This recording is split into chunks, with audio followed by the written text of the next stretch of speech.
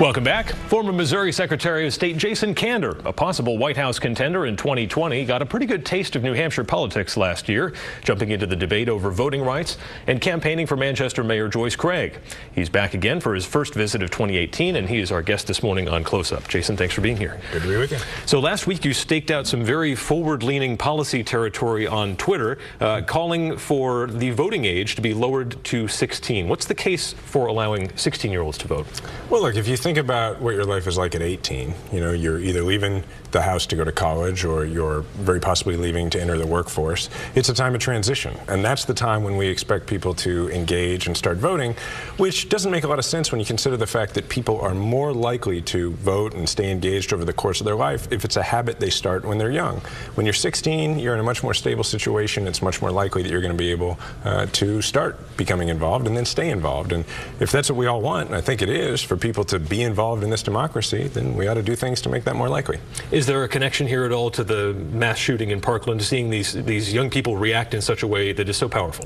Well, it's something that I have been thinking for a long time, the voting age part of it, but I suppose the connection would be that that's part of what inspired me to say something about it right now. I mean, when you watch these kids, they're so inspiring, and you know, this generation is on a mission to address the problems that have been left for them, unfortunately, through the neglect of previous generations. And look, I think that they're ready to step up and be a part of making change in this country.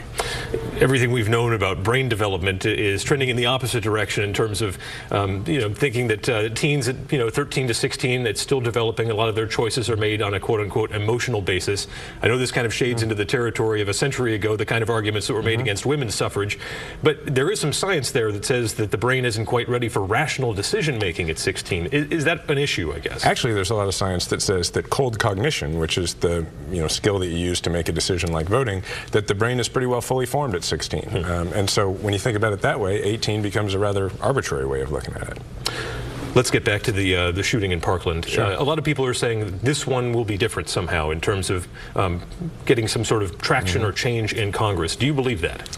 Well, look, I'm out of the prediction business when it comes to Congress or anything else, but one thing I do believe is that there's a really clear choice right now for members of Congress to make. The Republican members of Congress who have been refusing to pass any kind of reforms to our gun laws need to understand that this is, it's been exposed. I mean, this is a question of, are you willing to try and do something to save people's lives, or is all you care about satisfying the NRA? Like, it's a very simple moral choice at this point, to be honest. And I think it needs to be presented that way, and that's exactly the way it's being presented right now. So.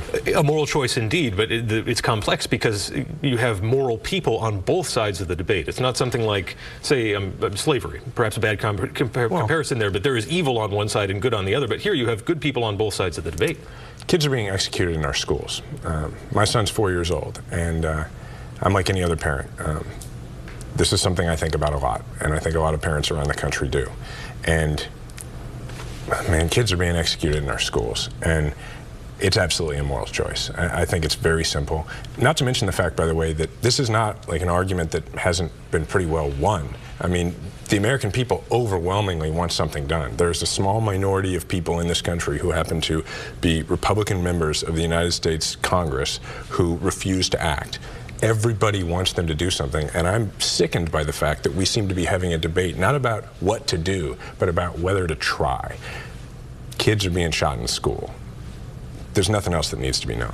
So what do you want to pass first, essentially? Background checks, assault weapons ban? Yeah, absolutely. Like, look, the weapon that I carried in Afghanistan as a soldier is not a weapon that needs to be on the streets in this country. Now, there are slight differences, but it is basically, essentially, the exact same weapon. The M4 or the M16 is pretty well the same weapon as an AR-15. That's what 5 out of the last 6 mass shooters have used. So there's a whole bunch of different actions that can be taken, including those. But it all starts with having the will to actually try. Why not try to repeal the Second Amendment? I mean, it's the crux of the quote-unquote problem, as I guess some people would see it, and certainly anything that passes could run up against that wall. Is that something that you see in the future, people trying to repeal Second Amendment rights? No, we just need common sense reforms. I mean, we just need common sense laws that absolutely would qualify under the Second Amendment. I mean, That's sort of a straw man argument that I think the right would really like to have, right? Because that's not what this argument is about. This argument is about whether or not you should be able to go out and buy a weapon of war. You should not be able to go out and buy a weapon of war. You should not be able to go out and buy the very same weapon, essentially, that I used in Afghanistan. Because the reason, and by the way, when we carried that, we had to train on it. We had to demonstrate that we knew exactly what we were doing, that we could be a responsible user of that tool. Because that's what it is. It's a tool. We should just proceed in a way that makes some sense. We should proceed in a way that makes some sense to the vast majority of this country. Let's say the gun policy issue is solved. You still have the Nicholas Cruzes of the world out there, isolated, angry, and violent. How do you fix Nicholas Cruz?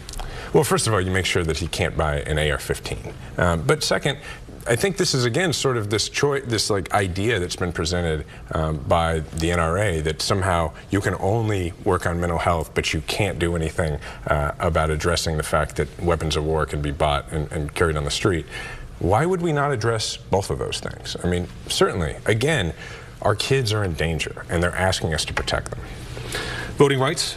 We haven't seen you here since the President's Election Integrity Commission collapsed in January. Yeah. Certainly an event that you were working towards from the beginning. We have more bills here in New Hampshire looking at sort of raising the bar for voter registration. Residency is a requirement in Missouri to vote. Am I right there? Actually, what they're trying to do here to change it to where it's just a matter of trying to basically have a poll tax to where you have to, I guess it's like if you're in college and you have a car. I mean, all this bureaucratic stuff. I mean, no, this would be the only place that would just go after college students. But residency is a requirement in Missouri, right? Well, domicile is how it works most places around the country. I mean, is it wrong to require residency to get someone a ballot? Well, see, it's not about residency. It's about keeping people, because residency is just the term they use. It's a churched up term to say we don't want college students to vote. I mean, we should just talk about what's really happening, right? The Republicans in New Hampshire have looked at it and said, we lost a couple of statewide elections by very slim margins. And they've been pretty open about, really saying that it's because they think, because of college students. So rather than change their policies or go make an argument to college students about why they think they ought to vote Republican, they're just going to take them out of the democratic process altogether. And that's un-American.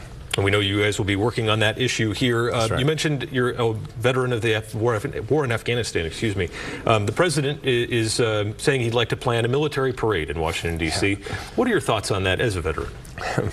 My thoughts on that as a veteran are that, our service members have important work to do. They're not just sitting around waiting for somebody to ask them to have a parade. In fact, I remember the parade that I was in thinking that, the fellow who called the parade, I wasn't super thrilled with that guy, right? I mean, it is a parade that he wants to have for himself. That's why he wants to have a parade. And we should not ask our service members to take time away from the important work that they're doing. This is something that not only would cost a lot of money, they'd have to rehearse. The rehearsals are done for parades.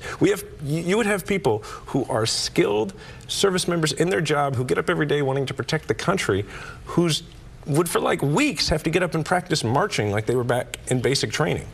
It demonstrates a complete lack of understanding and I think caring by the commander-in-chief about this military to say, let's have everybody parade. We don't need the world knows how strong our military is. You don't need to have a parade to show it. And certainly, historically, this is something that's only been reserved for some very special times in our country to parade through the nation's capital. Right. Is that factor in at all for you? The historical argument that it's Civil War, World War II. Mostly for me, it's about the fact that service members have a lot of important work to do, and asking them to go have a parade for the president is about the most selfish thing the president could do. Jason Kander, former Missouri Secretary of State, Thank you. and currently with Let America Vote. We appreciate your time. Good to be with you.